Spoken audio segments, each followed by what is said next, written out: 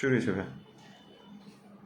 যারা এই মুহূর্তে এই লাইভটা দেখছেন তাদেরকে বলতে চাই যে একটা অনেক বড় বিজয় অর্জন হয়েছে, কিন্তু কোনোভাবে যাতে এই বিজয়ের অর্জন আমাদের সন্তানদের, আমাদের ছাত্রছাত্রীদের বিজয়ের অর্জন নিয়ে কালিমা না লাগে।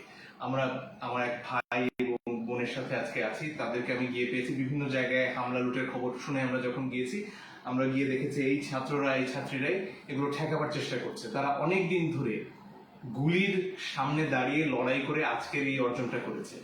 অনুগ্রহ করে তাদেরকে আজকেও রাতের পর রাত এই অপ্রয়োজনীয় কাজগুলো করতে বাধ্য করবেন না। এরা ফিরে যাবেন, এরা শান্তি প্রতিষ্ঠিত করেই ফিরবে। কিন্তু আপনারা যদি তাদের সাহায্য করেন, এই লুটপাটগুলো বন্ধ করেন, সংখ্যালঘুদের উপর হামলা বন্ধ করেন, তাহলে তাদের কাজগুলো অনেক সহজ হবে। তাদের কাছ থেকে খানিকটা শুনবো। আচ্ছা, আমি নর্থ বিশ্ববিদ্যালয়ের শিক্ষার্থী আয়াতুল্লাহ বেহেস্তি বলছি, একজন সমন্বয়ক এবং কেন্দ্রীয় জায়গা থেকে সমন্বয়কের দায়িত্ব পালন করেছি। আসলে আমাদের সাধারণ শিক্ষার্থীদের আন্দোলনটা সবসময় অহিংস আন্দোলনই থেকে যায়। এখানে হয়তো ফায়দা লুটের জন্য অনেকে অনেক কাজ করে, অনেক সময় অনেকে ইমোশনাল জায়গাগুলো অনেক বেশি উচ্চতায় থাকে, যার কারণে যে কোনো পরিস্থিতিতে তারা ট্যাকল দিতে পারে না। যেমন ভাঙচুর বা লুটপাটের খবর যেটা আমরা পেয়েছি বিভিন্ন জায়গায়, এসব জায়গায় আমরা পরিদর্শন করেছি এবং জায়গাগুলো যথাসম্ভব আমরা স্টুডেন্টরাই শিক্ষার্থীরাই সেই জায়গাগুলো প্রোটেক্ট করার ট্রাই করেছি। তো কাজেই এই জায়গা থেকে আমি মনে করি না যে সাধারণ শিক্ষার্থী যারা অধিকার আদায়ের আন্দোলনে ছিল তারা কোনোভাবে ভাঙচুরের সাথে সংযুক্ত থাকতে পারে। সহিংসতা কখনোই কোনো জিনিসের সমাধান বয়ে আনতে পারে না। আসলে আমাদের সাধারণ শিক্ষার্থীদের যে 9 দফা দাবি ছিল শুরু থেকে, এবং আমাদের পরবর্তীতে 1 দফা 1 দাবি যেটা ছিল যে প্রধানমন্ত্রীর পদত্যাগ, সেটা ইনিশিয়াল স্টেজে সেটা আমাদের সম্পন্ন হয়েছে। যদি আমাদের এখনও অনেক কাজ বাকি, রাষ্ট্র সংস্কারের আমাদের কাজগুলো এখনও বাকি, কিন্তু সবার যদি সম্মিলিত প্রচেষ্টা না থাকে সেটা আমাদের পক্ষে কখনোই সম্ভব হবে না। কিন্তু সেটা এই ধরনের সহিংসতার মাধ্যমে এই প্রচেষ্টা বা এই ধরনের 9 দফা দাবির যে বিষয়টা, সেটা কখনোই আমরা এই অভিষ্ট লক্ষ্যে আমরা পৌঁছতে পারবো বলে মনে করি না। জি, ধন্যবাদ। আমি নর্থ সাউথ ইউনিভার্সিটি স্টুডেন্ট, আমিও সহ সমন্বয়ক হিসেবে আছি। আমি আপনাদের বলতে চাচ্ছি যে আন্দোলনটা যখন আমরা করেছিলাম তখন আমাদের উদ্দেশ্য ছিল না কেউ মারা যাক কিংবা দেশের সম্পদের কোনো ক্ষতি হোক। আমরা যথেষ্ট চেষ্টা করেছি, আমরা দেশটাকে বাঁচানোর জন্য আন্দোলন করেছি, এই দেশটা রক্ষা করা আমাদের উদ্দেশ্য ছিল। কিন্তু এখন আমরা একদিক থেকে বলতে পারি আমাদের দেশ স্বাধীন, আমরা বিজয় উদযাপন করছি, কিন্তু তার মানে তো এই না আমরা দেশের সম্পদ নষ্ট করব, দেশের প্রত্যেকটা সরকারি ভবন আমরা নষ্ট করব।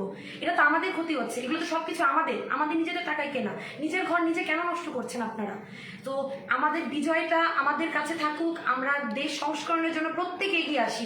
আপনারা প্রত্যেকে আমাদের সাথে আন্দোলনে ছিলেন, প্রত্যেকে আমাদেরকে সাহায্য করেছেন। আপনারা ছাড়া আমরা পারতাম না। শুধু স্টুডেন্ট কোনোদিনও এই আন্দোলনে সফল হতো না। আইনজীবী, বিভিন্ন পেশার মানুষজন, প্রত্যেকটা মানুষজন আমাদেরকে সাহায্য করেছে। আন্দোলনের জন্যই আমাদের আসলে আপনাদের কোঅপারেশন না থাকলে আমরা এই বিজয়টা পেতাম না। তো এখন আপনারা আমাদের জন্য সাথে আর একটু কোঅপারেট করেন, দেশটাকে আপনাদের সামনে আমরা একটা সুন্দর বাংলাদেশ দিব। আপনারা আমাদের সাথে একটু কোঅপারেট করেন, নিজের সম্পদ নিজে নষ্ট করবেন না। নিজেদের যে অন্যায় করেছে তার বিচার আমরা করব। যেহেতু আমাদের দাবি আমরা আদায় করেছি, যে মানুষগুলো অন্যায় করেছে তাদের প্রত্যেকের বিচার হবে। সেটা যে